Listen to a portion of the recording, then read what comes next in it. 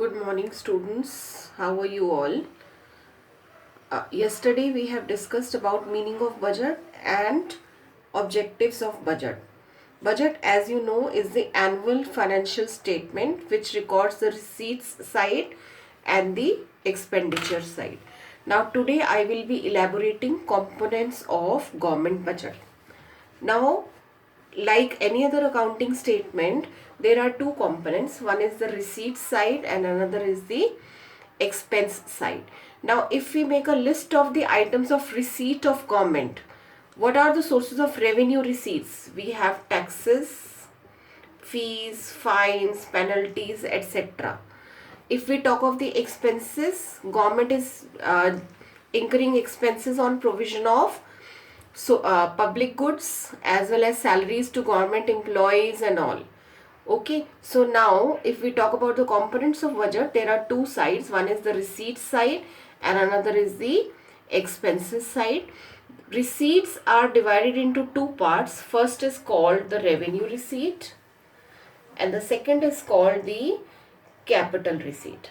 Similarly, expenditure is divided into two parts, the revenue expenditure and the capital expenditure. Now, let me just first of all brief you on about the receipt side. Revenue receipts are those receipts which do not lead to creation of any liability or which does not lead to decline in asset. For example, I say taxes received. Now, taxes is neither affecting asset or liability.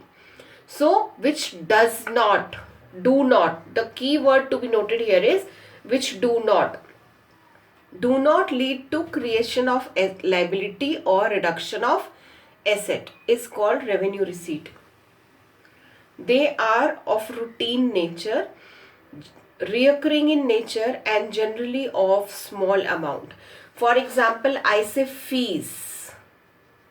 Fees is again a regular feature and it is routine feature and it is of small amount and is not leading to either creation of a liability or reduction of an asset. Now, if I ask you disinvestment, what is disinvestment doing? Disinvestment is reducing the asset of the government. It is also an item of receipt. So, shall disinvestment be recorded as revenue receipt? Answer is no. Because disinvestment is leading to creation of reduction of an asset. Now, next type of receipt is called the capital receipt. Now, what does capital receipt records? Capital receipts are those receipts which leads to increase in liability or decrease in asset. For example, I said disinvestment. What is disinvestment doing? It is reducing the asset of the government. So, it is non-routine. It's not every year or after a particular period of time we are disinvesting. It is one odd occasion. Borrowings. When I am borrowing something, again, it is creating a liability for me. Now, look at the items again. We have taxes. We have borrowings. Now, what is the difference? First of all, both are the items of receipt. So, but what is the difference? Tax is of regular nature and borrowing is irregular in nature. Tax is of small amount. Borrowings are generally huge in amount. Tax is neither creating a liability or reducing the asset, but borrowings is creating a liability, increase in liabilities. And here it is not doing anything. Is this clear? I hope this is clear to you. It will become more clear when you go through your textbook. Now I move to the expenditure side. Again, expenditure is of two types. One is called revenue expenditure and the another is called the capital expenditure. The two main points of differences remains the same. First of all, revenue expense is regular in nature, is routine in nature and is of small amount. And capital expense is non-routine, non-reoccurring and in huge amounts usually. Now, if we talk about the expenses, there are two, look at these two expenses which I have given. Salary to government employees and construction of a school building. So, what is the difference between these two? When government is paying a salary to government employees, it is not leading to creation of an asset or decrease in liability. But when it is constructing a school building, it is leading to creation in asset.